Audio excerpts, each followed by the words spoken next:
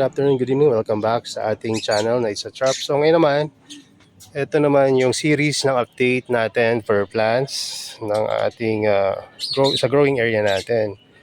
So ito dahil may mga nagre-request rin na kung kamusta na yung ating mga plants na ina-acclimate na galing sa bote or tissue culture plants. So ito na sila ngayon. Ayan, medyo mainit lang dito sa growing area kaya medyo slow tong phone ko. Ay, sorry. Napindot ko yung brightness. Pero pansinin niya, di ba? Medyo maganda na sila. And tapos kung sino yung mga interested na mga kumuha ng mga ganito, so message nyo lang ako sa Shopee Store or Facebook page. Mag-out tayo ng pailan-ilan. So, ito ay X-Spider. Ayan. Ito ay galing sa seeds ng spider na cultivar. Na pinropagate through tissue culture and stable yung kanilang magandang traits. Na upright and very vigorous, no? At matibay talaga. So, yun lang muna. God bless sa inyo. At ayun ang ating update sa ating tissue cultured plants. So, bago pala tayo magtapos, no?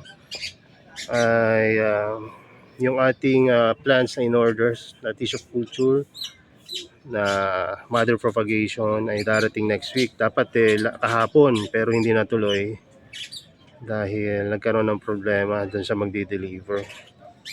So, ayan. So, hopefully ma-receive natin sila. So, ano na bang ginagawa natin dito pala, no, sa tissue cultured plants na to? So, dinidiligan natin to daily. At syempre, inobserbahan, baka mamaya ito yun na yung iba. Pero napansin namin na tibay sila pagka magkakatabi na inacclimate.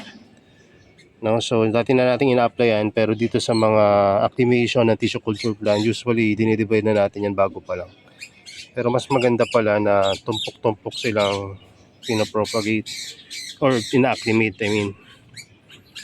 No, para mas mataas yung survival rate nila. Pero hindi ko rin masabi kasi tingnan nyo tong sineparate natin, no? Magagumanda rin naman, no?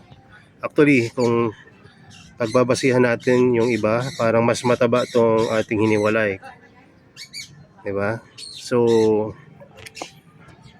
tingnan natin kung pwede na natin itong ihiwalay sa mga susunod na araw. So, yun lang muna yung update natin sa mga propagation natin or acclimation natin ng tissue culture plants na X-Spider.